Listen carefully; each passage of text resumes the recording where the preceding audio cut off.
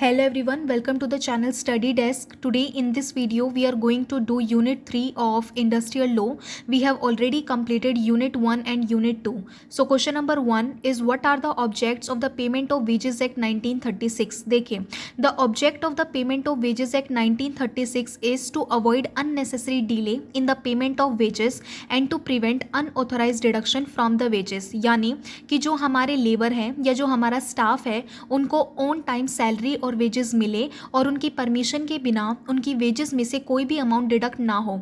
अगर एम्प्लॉय ने जो हमारी कंपनी को बोला है कि आप हमको वेजेस देने से पहले हमारी वेजेस में से पीएफ या फिर इंश्योरेंस बेनिफिट डिडक्ट कर सकते हैं, तो इन दिस केस वो परमिटेड है करने के लिए। अगर एम्प्लॉय ने बोला ही नहीं है और उसकी परमिशन के बिना वो ये काम करते हैं तो ये कहीं ना कहीं अनऑथराइज्ड है, अनएथिकल है, राइट।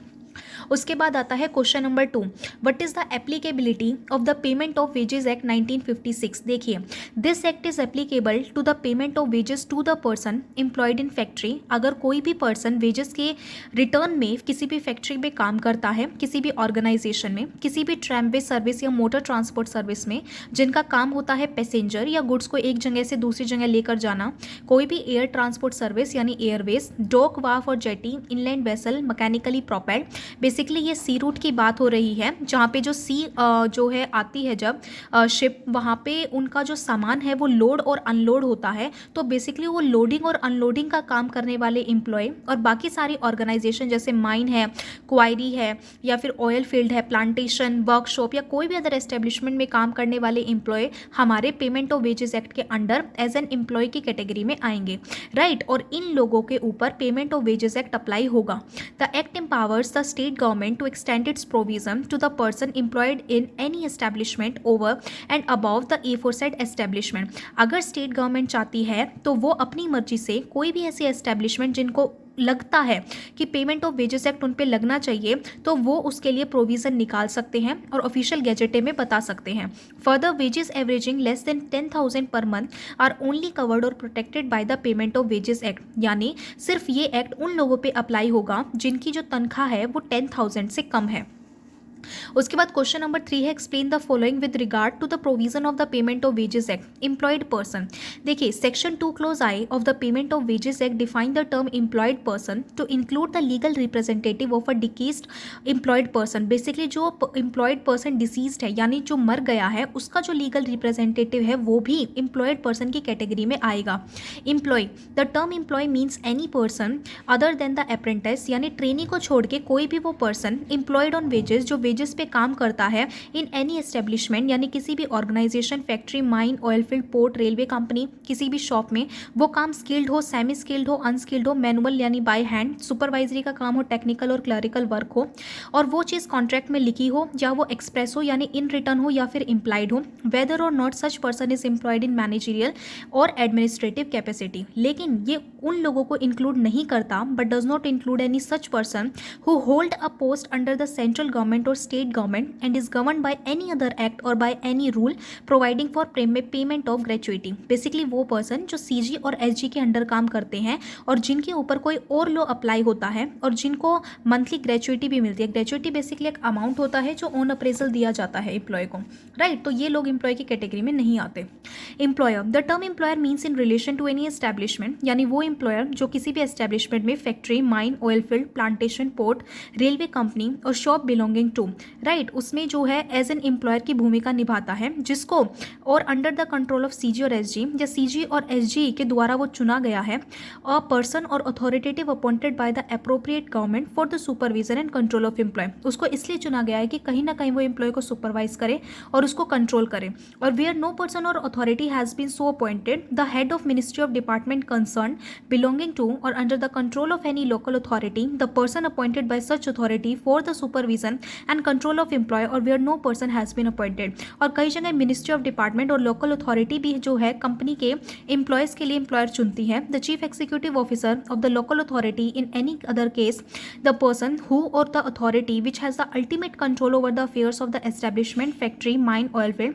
और बेसिकली सीईओ भी जो कंपनी के एम्प्लॉयर होते हैं इन पर्टिकुलर ऑर्गेनाइजेशन में, वेदर कॉल्ड द मैनेजर, जिसको आप मैनेजर भी, managing director or by any other name, right. तो बहुत सारे केसेस में कंपनी के एम्प्लॉयज़ वो लोग होते हैं जिनको सेंट्रल गवर्नमेंट या एसडी चुनती है, कई केस में मिनिस्ट्री ऑफ डिपार्टमेंट और लोकल अथॉरिटी चुनती है, और कई केस में जो है मैनेजर हो सकते हैं, वो मैनेजिंग डायरेक्टर हो सकते हैं किसी कंपनी के, या सीईओ हो सकते हैं। तो ऐसे लोगों को हम एम्प्लॉयर की कैटेगरी में रखते हैं।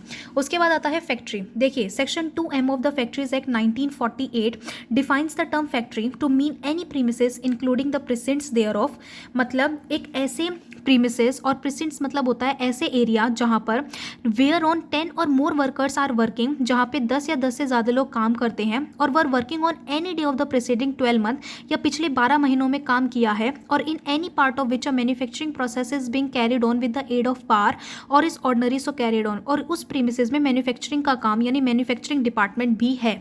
Where on 20 or more workers are working on any of the day preceding, यानी यहाँ पे 20 या 20 से ज़्यादा वर्कर काम करते हैं या फिर पिछले 12 महीनों में किया है, और in any part of which a manufacturing process is being carried on without the aid of power, without the use of power, यहाँ पे मैन्युफैक्चरिंग प्रोसेस कैरिड ऑन हुआ है, but does not include a mines subject to the operation of mines act 1952।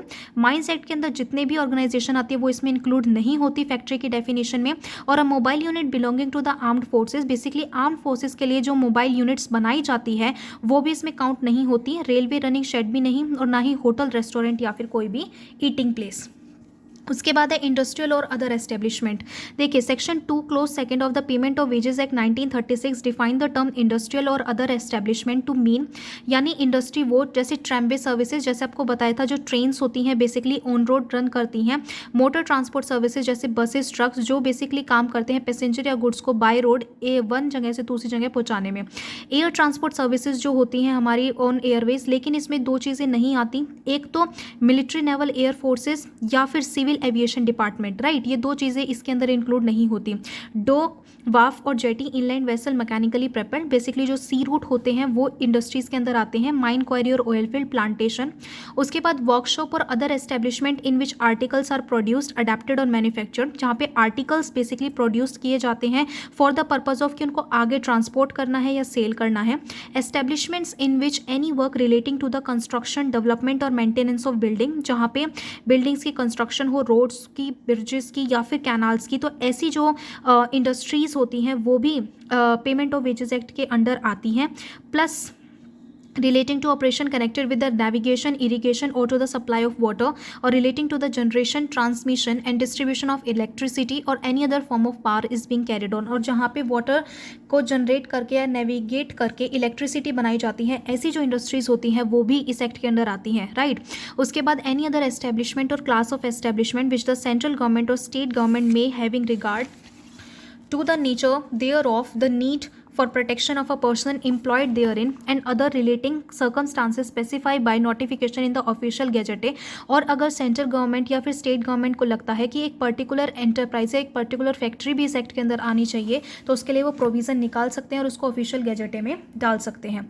उसके बाद आता है wages क्या होती हैं। देखिए the section 2 clause 4 of the payment of wages act 1936 define the term wages to mean all the remuneration whether by way of salary allowance or otherwise expressed in terms of money or capable of being so express, यानी Payment of wages act के अंदर वो सारी remuneration आती है जो employ को मिलती है उसके काम के बदले। उसके अंदर सैलरी अलाउंस भी आ सकते हैं, राइट, लेकिन वो इन टर्म्स ऑफ मनी होनी चाहिए जो एक्सप्रेस्ड हो, right, in terms of kind नहीं। काइंड मतलब होता है कि आपने सिर्फ किसी की अप्रेजल कर दी, राइट। हर कोई जो काम करता है वो मनी के लिए करता है, अप्रेजल के लिए नहीं।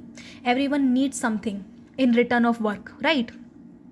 तो इसके अंदर इंक्लूड होता है any remuneration payable under any reward और settlement between the parties or order of court, court के ऑर्डर की वजह से या फिर एम्प्लॉयर या एम्प्लॉय ने सेटलमेंट किया है कि एक पर्टिकुलर वेज रेट मिलना चाहिए, तो उस वेज रेट को हम या उन वेजेस को हम वेजेस की डेफिनेशन में इंक्लूड करेंगे। Any remuneration to which the person employed is entitled in respect of overtime, overtime पे उसको कुछ मिला है, पेड हॉलीडेज हैं या पेड लीव पीरियड है, तो उनके जो अमाउंट है वो भी वेजेस के अंदर आएगा। Any additional remuneration payable under the terms of employment, जैसे बोनस है तो वो भी, लेकिन ये जो बोनस है ना ये आपको इसलिए दिया गया है क्योंकि आपने अच्छा काम किया है, राइट। आपने आप बहुत लाइक 1 मंथ से आप ओवर टाइम कर रहे हो, राइट, इसलिए आपको एंटरप्राइज ने बोनस दिया है, तो वो बोनस यहाँ इंक्लूड होगा, राइट।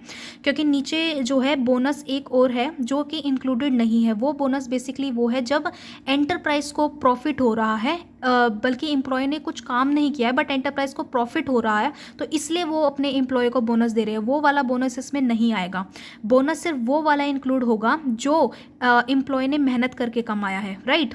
उसके बाद आता है any sum which by reason of the termination of employment of the person employed is payable under any law contract or instrument which provides for the payment of such sum whether with or without deduction but does not provide for the time within which the payment is to be made.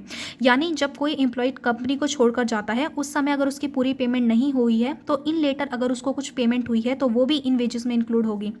Any sum to which the person employed is entitled under any scheme framed under any law for the time being in force। और जो भी इस particular act के अंदर wages आई हैं या जो भी अमाउंट स्पेसिफाई किया गया है वो सारा इस एक्ट के अंदर आएगा बट डज नॉट इंक्लूड। अब कुछ चीज़ें नहीं आएंगी like any bonus as I already said कि whether under a scheme of profit sharing or otherwise which does not form part of a remuneration payable under the terms of employment or which is not payable under any award or settlement between the parties or order of the court. Parties की settlement नहीं हुई है, court का order भी नहीं आया है, उन्होंने कुछ हार्डवर्क भी नहीं किया है, सिर्फ इसलिए बोनस दिया है उनको क्योंकि अब जो एंटरप्राइज है उसको प्रॉफिट हो रहा है। तो ये वाला जो बोनस है ये हमारा वेजेस में इंक्लूड नहीं होगा, राइट। उसके बाद आता है the value of any house accommodation. अगर कंपनी ने या एम्प्लॉयर ने हाउस अकोमोडेशन के लिए कुछ अमाउंट दिया है, supply of light water medical attendance या कोई भी अदर एम्यूनिटी सर्विस के लिए, तो वो सारा भी वेजेस का पार्ट नहीं बनेगा। Any contribution paid by the employer to any pension और प्रोविडेंट फंड, जैसा मैंने आपको प्रोविडेंट फंड के चैप्टर में बताया था कि जो एम्प्लॉय होता है वो अपना 12% तो देता ही है, प्लस जो हमारा एम्प्लॉयर होता है यानी जो कंपनी होती है वो भी अपनी तरफ से 12% प्रोविडेंट फंड में डालती है। तो ये वाला अमाउंट जो है हमारा या उसके ऊपर जो भी इंटरेस्ट है वो हमारा वेजेस की डेफिनेशन में नहीं आएगा। एनी ट्रैवलिंग अलाउंस अगर कोई देती है company, any sum paid to the employed person to defray special expenses like food वगैरह है या फिर ट्रैवलिंग चार्जेस हैं, तो वो सारे भी इसके अंदर नहीं आएंगे।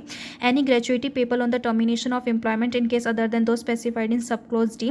कोई भी ग्रेचुइटी अमाउंट बेसिकली जो अप्रेजल पे दिया जाता है या on the termination of the employment because now they are working for more than 10 years, so now company terminate them because they want to downgrade the workforce. अब वो डाउनसाइज करना चाहती है वर्कफोर्स को, तो कहीं ना कहीं जब वो टर्मिनेट होते हैं एम्प्लॉय तो उस केस में भी अगर उनको जो ग्रेचुइटी का अमाउंट मिलता है वो वेजेस की डेफिनेशन में नहीं आता, राइट। उसके बाद आता है वेज पीरियड। देखिए wage period in relation to an employ means the period in respect of which wages are ordinary payable to him whether in terms of the contract of the employment express implied. Basically wages period एक वो settle होगा जब आप employ enterprise में काम करने जाते हैं और एक कॉन्ट्रैक्ट के अंदर वो पर्टिकुलर अमाउंट या पर्टिकुलर ड्यूरेशन लिखी होती है, तो वो आपका वेजेस पीरियड होता है। Basically from the first day of the month to the 10th day of the month के बीच में आपको वेजेस मिल जाती है, राइट। उसके बाद आता है question number 4, what are the requirements of the act in respect of time of payment of wages, यानी ये समय के बारे में ही पूछ रहे हैं। देखिए the following are the requirements of the payment of wages act in respect of time of payment of wages. First one is wages must be paid on a working day and not on a holiday. जो आप wages distribute करोगे वो working day पे ही करोगे, ना कि holiday पे, like not on Sunday, right. The employer need to pay wages to the employ within 1 month and even on a weekly or fortnight basis. वो डिपेंड करता है ऑर्गेनाइजेशन टू ऑर्गेनाइजेशन कि monthly आप salary provide कर रहे हो, weekly, या फिर एक होती है ना पर डे वेजेस वो दे रहे हो, right. Establishment employing less than 1000 person must pay wages before the expiry of the 7th day। ऐसी ऑर्गेनाइजेशन जिनके अंदर 1000 से कम लोग काम करते हैं वो जो है 7th day of the month जो है पर्टिकुलर जो वेजेस है वो प्रोवाइड करेगी एम्प्लॉय को। And other establishment must pay wages before the expiry of the 10th day of every month, right. और बाकी जितनी भी ऑर्गेनाइजेशन है जहाँ पे 1000 से ज़्यादा लोग काम करते हैं, ऐसी organisation basically 10th day, right, मतलब जैसे दिसंबर है तो 10 दिसंबर से पहले जो है वेजेस प्रोवाइड कर देंगी एम्प्लॉयर को, ठीक है। When the employment of any person is terminated, the wages earned by him must be paid before the expiry of the second working day from the day of termination. It means कि अगर कोई भी person या कोई भी employ company को छोड़ के जाता है या वो टर्मिनेट कर देती है कंपनी उसे, तो at the end of the second working day उसको उसकी सारी वेजेस जो है मिल जाएंगी, right. Question number 5, what is the rate at which an employer pay if he has not been paid wages or has deducted from the deserving employ. देखिए the employer will have to pay the difference in the normal wages. अगर employ ने कोई भी unauthorized deduction की है तो उस बीच जो भी उसका अमाउंट का डिफरेंस है वो उसको पे करना पड़ेगा। एंड द वेजेस पेड और the full wages up to a maximum of 10 year, और उसके भुगतान के लिए उसको जो उसकी वेजेस का अमाउंट का 10 टाइम्स भी देना पड़ सकता है, राइट, टू द एम्प्लॉय। उसके बाद क्वेश्चन नंबर 6 है, what are the requirements of the act in respect of method of payment of wages. देखिए, wages must be paid in current coin or current currency or in both. जो wages है वो या तो coin में या तो करेंसी नोट में या दोनों में ही दी जा सकती है। And not in kind, but it's not like कि आप सिर्फ अप्रिशिएट कर दो उसको, राइट, आपको कुछ ना कुछ उसको देना पड़ेगा, because every one is working for the money, right. It is however permissible for an employer to pay the wages by cheque or by crediting them in the bank account if so authorised in writing by an employed person. अगर employed person राजी है तो या तो by check या फिर उसके account में डायरेक्टली कैश ट्रांसफर करके उसको पेमेंट की जा सकती है। क्वेश्चन नंबर 7 है, who is responsible for payment of wages and fixation of wage period. देखिए, the employer is responsible for the payment of all the wages required to be paid under the payment of wages Act to perform to the persons employed by him and fixation of wage period. Basically employer ही responsible होता है wage rate fix करने के लिए and veg period fix करने के लिए, right. Further, in case of persons employed in factories, if a person has been named as the manager of the factory under section 7 clause 1 sub clause F of the factories act 1948। Factories act 1948 के तहत section 7 के लिए जो factory है उसका जो manager है वो एज एन एम्प्लॉयर की भूमिका निभाएगा और वेज रेट और वेज पीरियड को फिक्स करेगा, right. In industries or other establishment, if there is a person responsible to the employer for the supervision and control of the industrial or other establishment, industries के case में जो particular supervisor है वो as a employer की भूमिका निभाएगा और wage rate और wage period को fix करेगा, right। Upon railways other than in factories, if the employer is the railway administration and the railway administration has nominated a person in this behalf for the local area concerned, और railway के case में जो railway administrator होता है वो basically supervisor यानी as a employer की भूमिका निभाता है और वो अपनी तरफ से किसी भी और पर्सन को अपनी जो पावर है उसको डेलीगेट कर सकता है यानी ट्रांसफर कर सकता है, right. In the case of a contractor, a person designated by such contractor who is directly under his charge, and in any other case a person designated by a employer as a person responsible for complying with the provision of payment of wages act.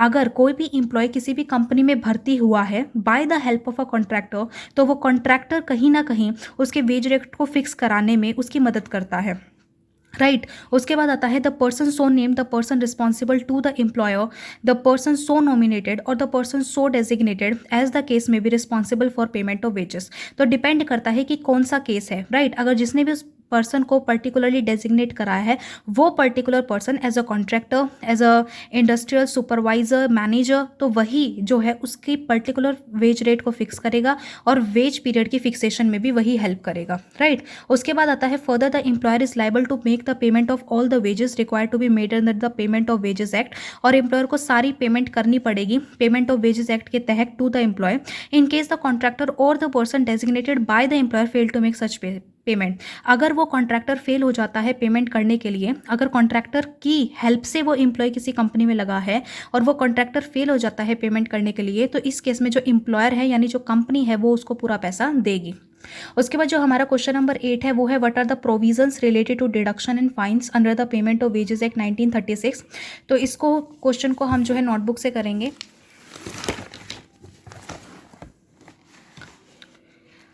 What are the provisions related to deduction and fines under the payment of wages act? तो basically deduction and fine से related इन्होंने हमसे provision मांगा है। So at the time of payment of the wage to employer should make deduction according to this act only. जो भी वो particular wages से डिडक्शन करेंगे वो इस एक्ट के तहत होनी चाहिए। Employer should not make deduction as he like, वो अपनी मर्जी से कोई डिडक्शन नहीं कर सकता वेजेस में से। Every amount paid by the employ to his employer is called as deduction. The following are not called as deduction. Stoppage of the increment of employee, आपने किसी एम्प्लॉय का इंक्रीमेंट में से इंक्रीमेंट रोक दिया तो वो डिडक्शन नहीं है। Stoppage of the promotion of the employee, अगर किसी एम्प्लॉय का प्रमोशन होना है और उसका स्टॉपेज हो गया तो it's not a deduction. Stoppage of the incentive lack of performance, because of the lack of performance अब उसे इंसेंटिव नहीं मिल रहा तो ये भी स्टॉपेज नहीं है। Demotion of the employee or suspension of the employ, basically अगर आपने उसको सस्पेंड कर दिया है या फिर उसकी जो पर्टिकुलर डेजिग्नेशन है उसको हटा दिया तो इट्स नॉट लाइक कि आपने उसकी वेजेस में से डिडक्शन की है, right. The above said action taken by the employer should have good and sufficient cause. Deduction made by the employer should be made in accordance with the act only. Act के हिसाब से ही वो wages में से deduction कर सकता है amount की. The following are said to be the deduction and which are acceptable according to this act. जो ये act accept कर सकता है, जैसे कि fines, यानी कुछ ऐसी एबनॉर्मल हैपनिंग की वजह से उससे कुछ चीज़ें जो है ख़राब हो गई हैं, राइट, तो उसके लिए फ़ाइन वो दे सकता है. तो वो जो फ़ाइन का अमाउंट है वो उसकी पर्टिकुलर जो वेजेस है उसमें से डिडक्ट हो जाएगा. Deduction from absence from duty, अगर वो किसी दिन जो है काम पर नहीं आया तो उस दिन का जो उसका पर्टिकुलर वेजेस है या वेज रेट है पर डे का वो डिडक्ट हो जाएगा. Deduction from damage to or loss of goods made by the employee due to his negligence, negligency की वजह से उससे बहुत सारे जो गुड्स हैं या कुछ गुड्स का जो अमाउंट है, जो क्वांटिटी है वो डैमेज हो चुकी है, तो उसकी भरपाई के लिए जो कंपनी है उसकी वेज रेट में से डिडक्ट कर लेगी. Deduction for house accommodation supplied by the employer or by government or any housing board, deduction for such amenities and service supplied by the employer as the state government or any officer. अगर company ने खुद की तरफ से कुछ पैसे दिए हैं हाउस अकोमोडेशन के लिए या फिर हाउसिंग बोर्ड के लिए या फिर बाकी सर्विसेज प्रोवाइड कराने के लिए, तो बाद में वो जो पर्टिकुलर चार्जेस और अमाउंट है वो एम्प्लॉय की वेजेस में से वो डिडक्ट कर सकते हैं. Deduction for recovery of loans made from welfare labour fund, labour fund में अगर कुछ उन्होंने लोन्स दिए थे ऑन द टाइम जब उसको नीड थी, तो उसकी रिकवरी के लिए वो अब एम्प्लॉय की वेजेस में से उस अमाउंट को डिडक्ट कर सकते हैं. Deduction or income tax payable, income tax तो डिडक्ट होता ही है. Deduction by order of court, deduction for payment of provident fund, PF कटता है जो. Deduction for payment to cooperative society approved by the state government, अगर some of the amount जो cooperative society में जाता है तो उसका जो फंड है या जो उसका जो अमाउंट है वो डिडक्ट हो सकता है. Deduction for payment to a scheme of insurance, अगर उसने इंश्योरेंस ले रखा है तो उसका पर्टिकुलर अमाउंट. और deduction made if any contribution to the prime minister relief fund, अगर कुछ अमाउंट रिलीफ फंड के लिए जाना है और उन्होंने उसके अंदर रजिस्टर कर रखा है तो वो अमाउंट भी उनकी वेजेस से डिडक्ट कर लिया जाएगा. देखिए amount of deduction, the total amount of deduction from wages of the employee should not exceed 50% but only in case of payment to cooperative society. Deduction from wages, देखिए जो cooperative society नहीं है उसमें तो जो डिडक्शन होना चाहिए वो 50% ऑफ द वेजेस से ज़्यादा नहीं होना चाहिए, उससे कम ही रहना चाहिए. और कोऑपरेटिव सोसाइटी में 75% से ज़्यादा नहीं होना चाहिए, राइट. उसके बाद आता है फाइन्स. देखिए fine should be impose by the employer or employ with the approval of the state government and prescribed authority. जो भी फाइन एम्प्लॉय के ऊपर लगते हैं या पर्टिकुलर एम्प्लॉयर के ऊपर लगते हैं वो स्टेट गवर्नमेंट के द्वारा ही अप्रूव्ड है. Employer should follow the rules mention below for and before imposing of fine on the employee. तो सबसे पहले है notice board of fine on employee should be displaced in the work premises and it should contain activity that should not be made by the employee. Employee के द्वारा जो जो activities organisation में नहीं होनी चाहिए उसकी एक पूरी लिस्ट नोटिस बोर्ड पर लगाई जाएगी. और अगर ऐसी कोई भी हैपनिंग होती है जिसमें वो एक्टिविटीज़ एम्प्लॉय परफॉर्म कर देता है तो फिर उसके ऊपर जो फाइन है वो इम्पोज किया जाएगा. Fine should not be imposed on the employee until he give the explanation and cause for the act or omission he made. Fine उस पर तब तक नहीं लगाया जाएगा जब तक उसकी एक्सप्लेनेशन और क्लैरिफिकेशन नहीं ली जाएगी कि उसने ये काम क्यों किया. Total amount of fine should not exceed 3% of his wages, उसकी वेज का 3% से ज़्यादा उस पर फाइन नहीं लग सकता. Fine should not be imposed on any employee who is under the age of 15 years. अगर कोई एम्प्लॉय 15 ईयर्स से कम की एज का है लेकिन वो काम कर रहा है एज एन एम्प्लॉय तो उसके जो वेजेस है उस पर कोई फाइन नहीं लगेगा. Fine should not be recovered in the way installment from the employee. ऐसा नहीं है कि जो आपने फाइन लगाया है उसकी पूर्ति के लिए आप इन इंस्टॉलमेंट उससे हर महीने पैसे लो, वो इन एडिक्वेट यानी इन टोटल जो है एग्रीगेट करके वो पूरा अमाउंट जो है लिया जाएगा. Fine should not be recovered within 60 days from the date on which the fine were impose. जो फाइन है वो रिकवर किया जाएगा विद इन 60 डेज, उस दिन से लेकर जब जो है आपके ऊपर फाइन लगा है. Deduction for absence from duty. Deduction can be made by the employer for the absence of duty by the employee for 1 day or for any period. अगर वो किसी दिन नहीं आया तो उसके ऊपर अगर वो डिडक्शन करना चाहते हैं उस पर्टिकुलर डे का, पर डे का, तो वो कर सकते हैं. Employee present for the work place and refuse to work without proper reason shall be deem to be absent from duty. अगर वो किसी दिन आया भी है लेकिन उसने मना कर दिया है कि वो काम नहीं करेगा तो उस दिन के जो चार्जेस है वो भी उसकी पर्टिकुलर वेजेस से जो है डिडक्ट कर लिए जाएंगे. If 10 or more persons together absent for duty without any notice and without reasonable cause employer can make 8 day of the wages as deduction from their wage. तो पर्टिकुलरली जितने भी employees उस दिन पर्टिकुलर नहीं आए और इन एग्रीगेट वो absent है तो उनका जो वेज रेट है वो भी पर डे के हिसाब से 8 डेज के हिसाब से जो है डिडक्ट कर लिया जाएगा. उसके बाद है deduction for damage or loss. Employer should give an opportunity to the employ to explain the reason and cause for the damage or loss happen and deduction made by the employer from the employ wage should not exceed the value or amount of damage or loss made by the employ. जब तक employ proper clarification और explanation नहीं दे देता कि उसने जो ये एबनॉर्मल हैपनिंग की वजह से गुड्स की लॉस हुई है या डैमेज हुआ है, तब तक उसके ऊपर कोई भी फाइन इम्पोज नहीं किया जाएगा. लेकिन एक बार उसके ऊपर फाइन इम्पोज हो गया तो वो पर्टिकुलर जो अमाउंट है वो ज़्यादा नहीं होगा जितना उसने नुकसान किया है उससे, राइट. जितना नुकसान हुआ है उतने की ही भरपाई करवाएगी कंपनी एम्प्लॉय से. Deduction for service render. House accommodation, amenity or service provided by the employer should be accepted by the employer. Then only the employer can make deduction from the wages of the employee. Deduction should not exceed an amount equivalent to the value of the house accommodation, amenity or service supplied.